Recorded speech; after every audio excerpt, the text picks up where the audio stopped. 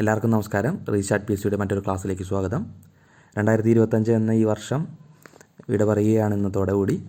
ഇപ്പോൾ പുതിയൊരു വർഷം 2026 വലിയ ശുഭപ്രതീക്ഷകളോടുകൂടിയാണ് വരാൻ പോകുന്നത്. ഒരുപാട് വേക്കൻസികളുള്ള ഒരുപാട് പോസ്റ്റുകളിലോട്ട് നോട്ടിഫിക്കേഷൻ PSC പുറപ്പെടുവിച്ചിട്ടുണ്ട്. നിങ്ങളെല്ലാവരും അപ്ലൈ ചെയ്തിട്ടുണ്ടാവുമെന്ന് പ്രതീക്ഷിക്കുന്നു. ഇല്ലാത്തവർ വേഗം അപ്ലൈ ചെയ്തോളാം. VFA, BevCo LDC, university assistant, company board LGS, അങ്ങനെ നിരവധി പോസ്റ്റുകളിലോട്ട് SI, CPO, CEO ഇങ്ങനെ ഒരുപാട് പോസ്റ്റുകളിലോട്ട് PSC നോട്ടിഫിക്കേഷൻ ക്ഷണിച്ചിട്ടുണ്ട്. അപ്പോൾ കൊടുക്കാത്തവരൊക്കെ വേഗം കൊടുക്കുക. അതിനുമായി ബന്ധപ്പെട്ട് തന്നെ നമുക്ക് കഴിഞ്ഞ വർഷത്തെ വളരെ പ്രധാനപ്പെട്ട കുറച്ച് കാര്യങ്ങൾ ഡിസ്കസ് ചെയ്തുകൊണ്ട് നമുക്ക് ഇന്നത്തെ ഈ ഒരു ക്ലാസ് വൈൻഡപ്പ് ചെയ്യാം. അപ്പോൾ നമുക്ക് 2025 ഏറ്റവും പ്രധാനപ്പെട്ട പുരസ്കാരങ്ങൾ ചോദിക്കാൻ ഏറ്റവും കൂടുതൽ വരുന്ന PSC പരീക്ഷകളിൽ ചോദിക്കാൻ ഏറ്റവും കൂടുതൽ സാധ്യതയുള്ളൊരു ഭാഗമാണ് പുരസ്കാരങ്ങൾ എന്ന ഭാഗം. അപ്പോൾ അത് തന്നെ നമുക്ക് തുടങ്ങാം. 2025 പ്രധാനപ്പെട്ട പുരസ്കാരങ്ങൾ. അപ്പോൾ ആദ്യത്തേത് വയലാർ അവാർഡാണ്. 2025 വയലാർ അവാർഡ് വയലാർ രാമവർമ്മ സാഹിത്യ പുരസ്കാരം ലഭിച്ചത് സന്തോഷ് കുമാറിനാണ്. തപോമയിയുടെ അച്ഛൻ എന്ന നോവലിനാണ് പുരസ്കാരം ലഭിച്ചത്. അപ്പോൾ സന്തോഷ് കുമാറിൻ്റെ തപോമയിയുടെ അച്ഛൻ എന്ന നോവലിനാണ് വയലാർ അവാർഡ് ലഭിച്ചത്. കഴിഞ്ഞ ബീറ്റ് ഫോറസ്റ്റ് പരീക്ഷയ്ക്ക് ഈ ചോദ്യം ഉണ്ടായിരുന്നു. വളരെ പ്രധാനപ്പെട്ടതാണ് ഈ ചോദ്യങ്ങൾ. വയലാർ അവാർഡ്, വള്ളത്തോൾ അവാർഡൊക്കെ വളരെ പ്രധാനപ്പെട്ടതാണ്. കൺഫ്യൂസിങ്ങുമാണ്, അതുപോലെ തന്നെ കൺഫ്യൂസിംഗ് ആണ്. അതുകൊണ്ട് തന്നെ പ്രത്യേകം ശ്രദ്ധിച്ച് പഠിച്ചു വയ്ക്കുക. 2025 മാത്രം പഠിച്ചു പോകരുത്. 2024, 2023 കൊല്ലങ്ങളിലെ കൂടി പുരസ്കാരങ്ങൾ നിങ്ങളൊന്ന് നോട്ട് ചെയ്ത് വെച്ചോളുക. ദെൻ ഓടക്കുഴൽ അവാർഡ് 2024 ഓടക്കുഴൽ അവാർഡ് K. അരവിന്ദാക്ഷനാണ് ലഭിച്ചത്. ഗോപ എന്ന നോവലിലാണ് പുരസ്കാരം ലഭിച്ചത്. 2024 ഓടക്കുഴൽ അവാർഡ് K. അരവിന്ദാക്ഷന് ലഭിച്ചു. ഗോപ എന്ന നോവലിനാണ് ലഭിച്ചത്. അപ്പോൾ ഏത് നോവലിനാണ് ലഭിച്ചിട്ടുള്ളത് എന്ന് കൂടി നിങ്ങൾ പഠിച്ചു വയ്ക്കുക. അത് വളരെ ഇമ്പോർട്ടൻ്റ് ആണ്. താഴെ തന്നിരിക്കുന്നതിൽ ഏത് നോവലിനാണ് ഇന്ന അവാർഡ് ലഭിച്ചത് എന്ന് ചോദ്യം വരാം. അതുകൊണ്ട് തന്നെ നോവൽ ഏതാണെന്ന് കൂടി പഠിച്ചു വയ്ക്കുക. ദെൻ ജ്ഞാനപീഠ പുരസ്കാരം 2025 ജ്ഞാനപീഠ പുരസ്കാരം ഹിന്ദി എഴുത്തുകാരൻ വിനോദ് കുമാർ ശുക്ലയ്ക്കാണ് ലഭിച്ചത്. വിനോദ് കുമാർ ശുക്ലയ്ക്കാണ് 2025 ജ്ഞാനപീഠ പുരസ്കാരം ലഭിച്ചത്. വിനോദ് കുമാർ ശുക്ല. അപ്പോൾ അദ്ദേഹം ഈയിടയ്ക്ക് മരിച്ചിട്ടുണ്ട്. അതുകൂടി നിങ്ങളൊന്ന് നോക്കി വയ്ക്കുക. 2025 ഡിസംബറിൽ അദ്ദേഹം അന്തരിച്ചു. 59ാമത് ജ്ഞാനപീഠ പുരസ്കാരമാണ് അദ്ദേഹത്തിന് ലഭിച്ചത് കേട്ടോ. ദെൻ മാതൃഭൂമി പുരസ്കാരം 2024 മാതൃഭൂമി സാഹിത്യ പുരസ്കാരം സാറാ ജോസഫിനാണ് കേട്ടോ ലഭിച്ചത്. സാറാ ജോസഫിന്. ദെൻ പത്മപ്രഭ പുരസ്കാരം 2025 പത്മപ്രഭ സാഹിത്യ പുരസ്കാരം കവിയും ഗാനരചയിതാവുമായ ആലങ്കോട് ലീലാകൃഷ്ണനാണ് ലഭിച്ചത്. ആലങ്കോട് ലീലാകൃഷ്ണൻ. ദെൻ ഫാൽക്കെ അവാർഡ് ഇന്ത്യയിലെ ചലച്ചിത്ര രംഗത്തെ ഏറ്റവും വലിയ പുരസ്കാരമായ ദാദാ സാഹേബ് ഫാൽക്കെ പുരസ്കാരം നമ്മുടെ മോഹൻലാലിന് ലഭിച്ചു. ദെൻ കേന്ദ്ര സാഹിത്യ അക്കാദമിയുടെ യുവ സാഹിത്യ പുരസ്കാരം അഖിൽ P. ധർമ്മജനാണ് ലഭിച്ചത്. റാം കെയർ ഓഫ് ആനന്ദി എന്ന നോവലിനാണ് പുരസ്കാരം ലഭിച്ചത്. ബാലസാഹിത്യ പുരസ്കാരത്തിന് ശ്രീജിത്ത് മൂത്തേടത്ത് അർഹനായി. അപ്പോൾ കേന്ദ്ര സാഹിത്യ അക്കാദമിയുടെ ബാലസാഹിത്യ പുരസ്കാരത്തിന് ശ്രീജിത്ത് മൂത്തേടത്താണ് അർഹനായത്. ദെൻ പെങ്കിനുകളുടെ വൻകരയിൽ എന്ന കൃതിക്കാണ് ശ്രീജിത്ത് മൂത്തേടത്തിന് ബാലസാഹിത്യ പുരസ്കാരം ലഭിച്ചത്. ദെൻ കേരള സാഹിത്യ അക്കാദമിയുടെ 2024 മികച്ച നോവലിനുള്ള കേരള സാഹിത്യ അക്കാദമി പുരസ്കാരം GR ഇന്ദുഗോപൻ്റെ ആനോയ്ക്കാണ് ലഭിച്ചത്. GR ഇന്ദുഗോപൻ്റെ ആനോ. ദെൻ ദേശീയ ചലച്ചിത്ര അവാർഡ് 2023 ദേശീയ ചലച്ചിത്ര അവാർഡ് പുരസ്കാരങ്ങൾ 2025 പ്രഖ്യാപിച്ചത്.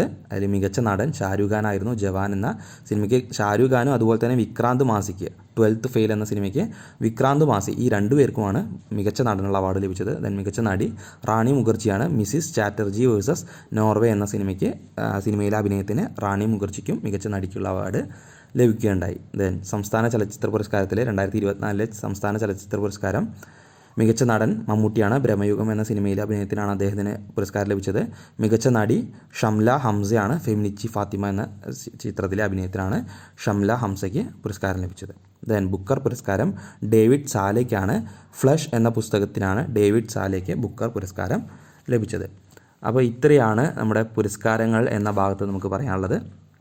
മറ്റ് ചില 2025 നടന്ന വളരെ പ്രധാനപ്പെട്ട കുറച്ച് കാര്യങ്ങളോട് ഡിസ്കസ് ചെയ്തിട്ട് നമുക്ക് ഈ ക്ലാസ് വൈൻഡപ്പ് ചെയ്യാം. ചരിത്രം എഴുതി ശുഭാംശു നാസയും സ്പേസ് എക്സുമായി സഹകരിച്ച് അമേരിക്കൻ ബഹിരാകാശ ഗവേഷണ സംരംഭമായ ആക്സിയം 4 ദൗത്യം വിജയകരമായി പൂർത്തിയായി.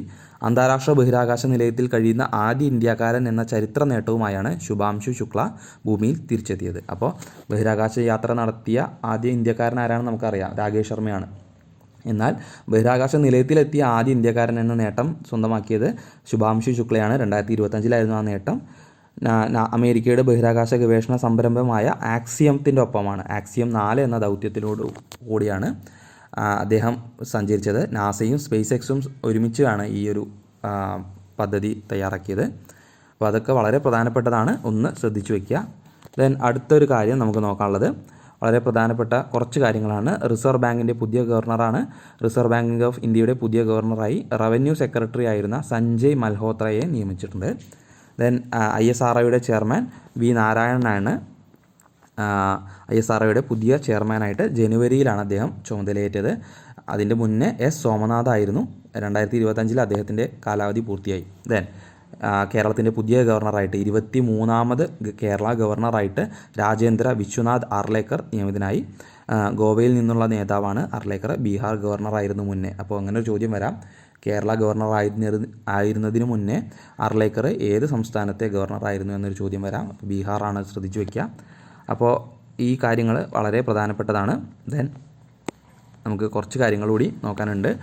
ഇന്നത്തെ മാതൃഭൂമി വിദ്യയിൽ തന്നിട്ടുള്ള കുറച്ച് കാര്യങ്ങളാണ്. അപ്പോൾ കഴിഞ്ഞ കൊല്ലത്തെ വളരെ പ്രധാനപ്പെട്ട ചോദ്യങ്ങളാണ് ഇതൊക്കെ, ഒന്ന് നോക്കി വെച്ചോളുക.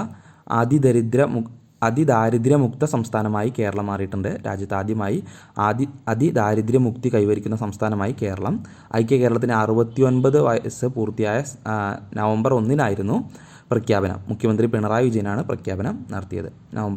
ഈ കഴിഞ്ഞ നവംബർ 1 അതിദാരിദ്ര്യമുക്ത സംസ്ഥാനമായി കേരളത്തെ മുഖ്യമന്ത്രി പിണറായി വിജയൻ പ്രഖ്യാപിച്ചത്. ദെൻ സുനിതയും വിൽമോറും ഭൂമിയിലെത്തി. അപ്പോൾ അത് വളരെ കോൺട്രവേഴ്സ്യൽ ആയിട്ടുള്ളൊരു സംഭവമായിരുന്നു. സുനിത വില്യംസ് അവിടെ ബഹിരാകാശ നിലയത്തിൽ പെട്ടുപോയ ഒരവസ്ഥ.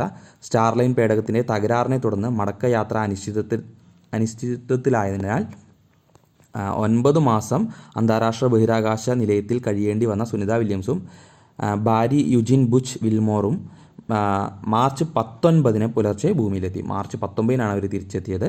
സ്പേസ് എക്സിൻ്റെ ക്രൂ ഡ്രാഗൺ വാഹനത്തിലായിരുന്നു മടക്കം. അപ്പോൾ ഏത് വാഹനത്തിലാണ്? സ്പേസ് എക്സിൻ്റെ ക്രൂ ഡ്രാഗൺ വാഹനത്തിലാണ് മടക്കം.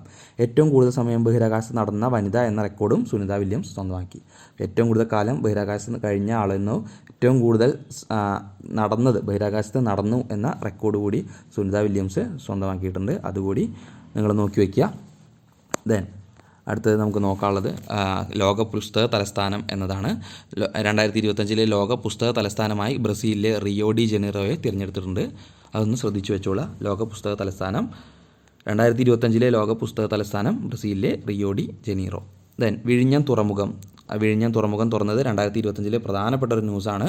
വിഴിഞ്ഞം തുറമുഖത്തെ സംബന്ധിച്ച് എന്തൊക്കെ ഡീറ്റെയിൽസ് നിങ്ങൾക്ക് കളക്ട് ചെയ്യാൻ പറ്റുമോ അതൊക്കെ കളക്ട് ചെയ്ത് പഠിച്ചു വെച്ചോളാം.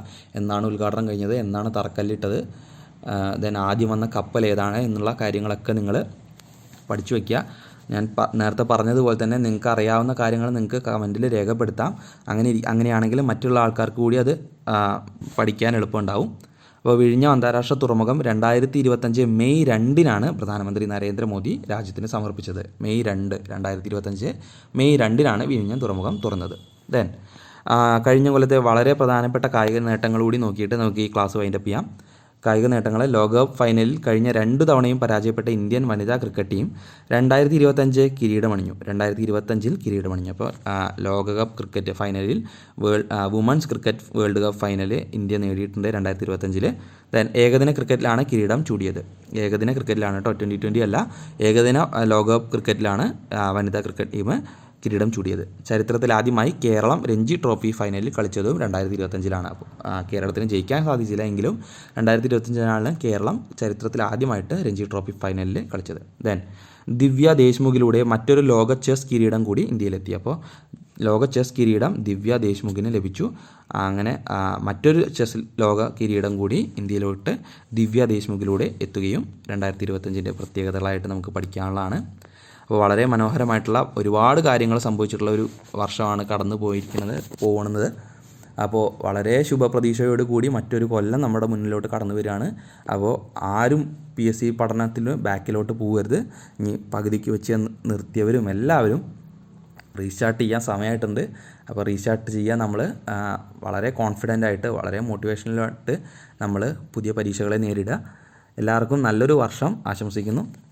മറ്റൊരു ക്ലാസ്സുമായിട്ട് വീണ്ടും വരാം. Thank you.